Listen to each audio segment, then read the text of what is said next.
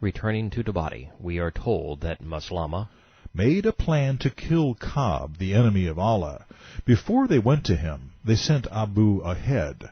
When he arrived, they spoke together for a while. They recited verses to one another, for Abu was something of a poet. Consider the depth of the corruption necessary for a man to lure another to his death by reciting poetry.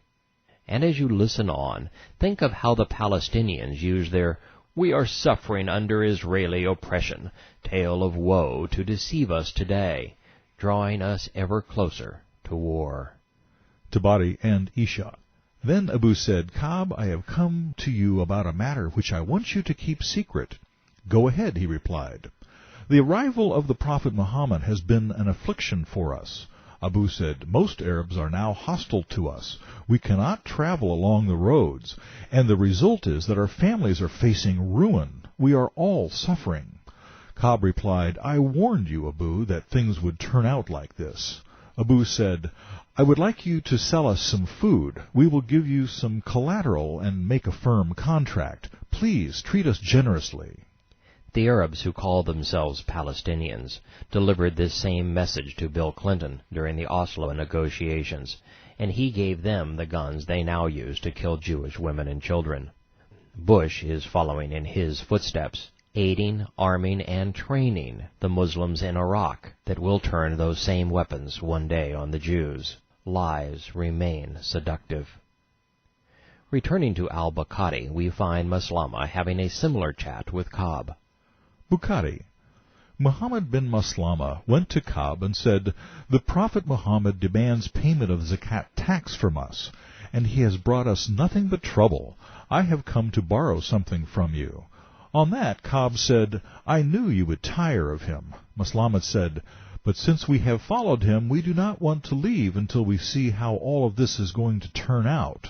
Although Kab bin Ashraf was but one man, the circumstances surrounding his assassination provide us with an unparalleled window into the Islamic mindset, their means and motives. The deception that is being presented on behalf of Muhammad should be a warning to us today. When Muslim spokespeople deceive our media, they are following their prophet's orders and relying on his absolution. Now, as then, economic interest cloud our judgment. Tabari. Abu said, "I have some companions with me who think the same way I do. I would like to bring them to you, so that you can do business with them as well. We will deposit sufficient weapons with you to guarantee the payment of our debt." Abu wanted to fool the Jew, so that he would not be suspicious about the weapons when they came in bearing them. Kab replied, "Your weapons will be a satisfactory guarantee." Abu went back to his companions and informed them of what had happened. He told them to grab their swords and join him. Before leaving, they went to the house of the messenger. Muhammad walked with them as far as Bagi al-Gharad. Then he sent them off, saying, "Go in Allah's name. O Allah, help them." Assassinate the outspoken Jew. Then the Prophet went back home. It was a moonlit night, and they went forward until they reached Kab's house. I believe we will see Muslims use this strategy to kill millions of Jews. They will bring American, Russian, Saudi, Syrian, Iranian, and Egyptian weapons into the West Bank under the ruse of guaranteeing to protect the Jews from Islamic terrorists. Yet they will be used by the Islamic terrorists to slaughter Jews. It is why the Land for Peace process is the most direct path to world war. Before we go on, recognize what Ashraf represented. Kab was a poet, a journalist. The reason Muhammad singled him out for assassination was to control the public debate. This murder was about politics, not religion. It was about power and control, nothing else. The model Muhammad established still performs as intended. Virtually every member of the American media is afraid to do what Ashraf did. They are afraid to expose Islam. They know that Muslims assassinate men and women with the courage to denounce their doctrine. As a result, true Islam remains a well-guarded secret. Ishaq. Then Abu called out to him. He had recently married, and he leapt up in his bed. His wife took hold of the sheets and said to the strange voice, "You are a fighting man, as only a man of war leaves his house at an hour like this." Ignoring his bride's advice, Kab got out of bed with all of the best intentions. He walked right into a trap. Bukhari. His wife asked him, "Where are you going?" Kab replied, "Out with Mohammad bin Maslama and my brother Abu." His wife said, "I hear evil in his voice, as if his words are dripping blood." Kab said, "They are my brother and my foster brother. A generous man should respond to a call at night, even if invited to be killed." Islam is so corrosive. Muslims think nothing of murdering their kin. Under the cover of darkness, Muslim. Muhammad said to his companions, "As he comes down, I will extend my hands toward his head. I will touch his hair and smell it. When you see that I have got hold of his head, strip him. When I hold him fast, you do your job." Kab bin Ashraf came down wrapped in his clothes. Tabari. He spoke with them for a while. Then they said, "Would you like to walk with us, Kab, so that we can talk?" Bukhari. Muhammad said, "I have never smelt a better perfume than this," so that Kab would relax his guard. "Will you allow me to smell your head?" Then Abu thrust his hand into the hair near his temple. When Muhammad got a strong hold of him, he said, "Strike the enemy of Allah." So they smote him.